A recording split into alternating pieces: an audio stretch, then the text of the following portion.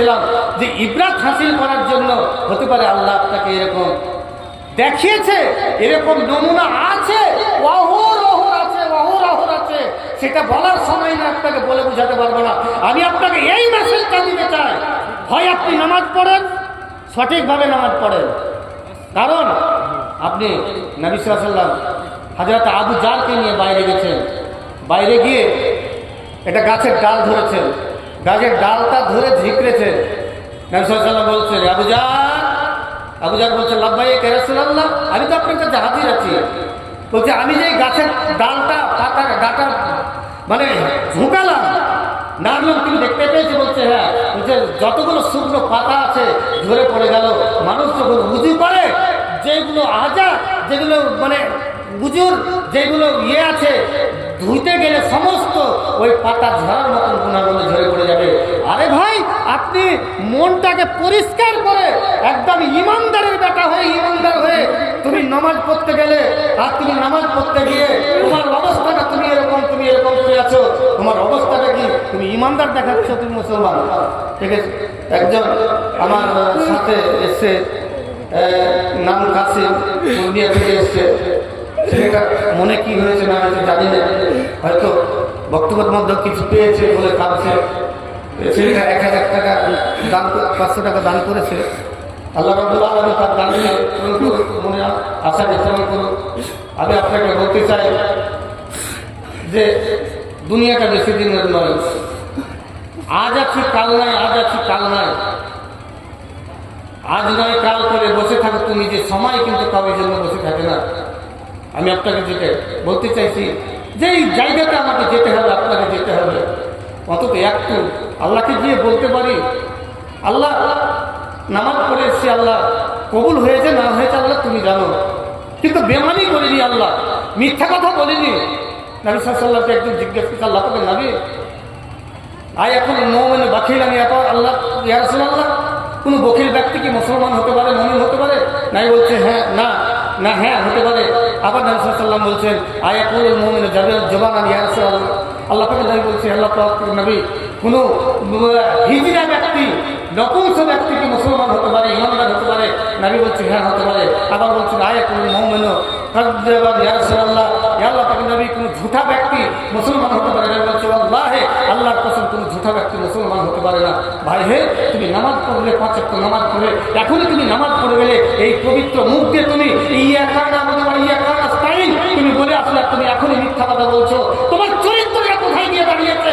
তুমি ছোটটা ছোট মানে না, বড়কে বড় মানে না, তোমার অবস্থাটা কি হবে? আরে ভাই, আমি তো বলবি, আমি তোমাকে বলে দিয়ে চলে গেলাম, আমার দায়িত্ব বলার ছিল, বলবো, সাথে বলে দেবো ওমা আলাইকুম ইল্লাল বালাগ, তুমি মানো তো মানো, না মানো তো না মানো, আমার দায়িত্ব ছিল তোমাকে বলা, তো আমি বললাম। কিন্তু তুমি যদি না করো, আমার দায়িত্ব আমি তোমাকে বলে দিলাম। আরে ভাই, শুধু ফতোয়াতে কাজ হয় না, ফতোয়া নিয়ে কি যাবে? তুমি কবরে ঢোবে, তোমাকে জিজ্ঞাসা করবে, ফেরেশতা মুনকার নাকির এসে তোমাকে জিজ্ঞাসা করবে, এই এটা ফতোয়া তুমি জানো, এই কাজটা করে এসে তুমি জানো, তোমাকে এইগুলো জিজ্ঞাসা করতে না, মান রাব্বুকা ওয়া দীনুকা মা নবিয়ুকা, তোমাকে 3টা প্রশ্ন করবে।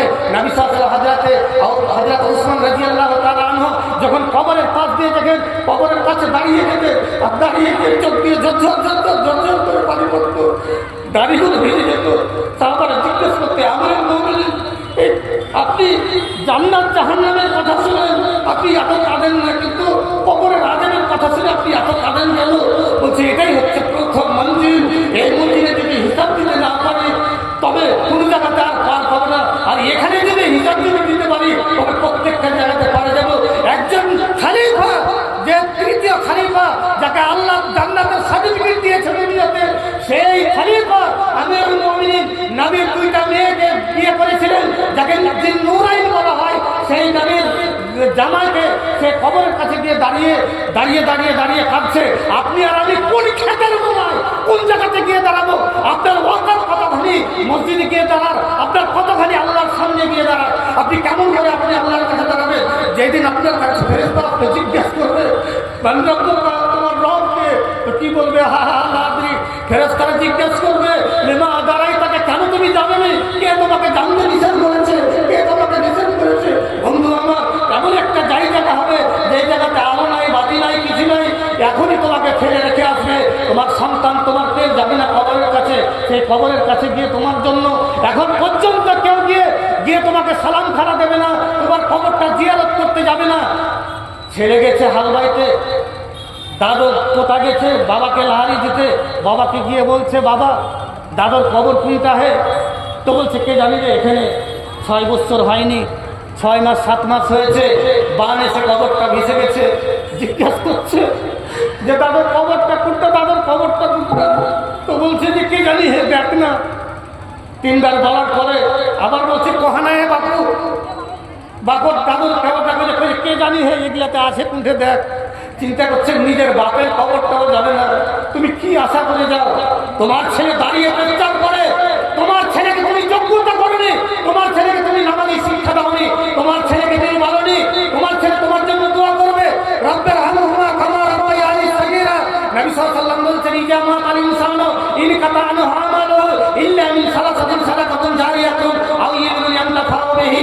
নবী সাল্লাল্লাহু আলাইহি ওয়াসাল্লাম বলেছেন মানুষ যখন মরে যাবে সমস্ত কিছু শেষ হয়ে যাবে, একমাত্র 3টা জিনিস তার কবরের মধ্যে যাবে। এই 3টা কবরের মধ্যে যাবে, বাকি আর যাবে না কবরের মধ্যে। ভাই বন্ধু আমার, একজন 50 টাকা দান করেছে। আমি শেষ মেসেজ আপনাকে দিতে চাই যে এই দুনিয়াতে বাঁচতে হলে ঈমান আমলকে সঠিক রাখতে হবে এবং কবরের জন্য প্রস্তুতি নিতে হবে। ভাই হে কেউ যাবে না, আমি ডাক্তার বলি তোমার কবরের কাছে গিয়ে একটু হাত তুলে দোয়া করবো না? হয়তো তুমি আমাকে বললে আমি এখান থেকে তোমার জন্য একটু দোয়া করলাম, এর চাই তার বেশি কিছু তোমার জন্য করবো না।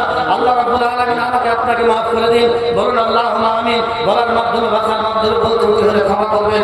আমি শেষের সময় একটা গাজাল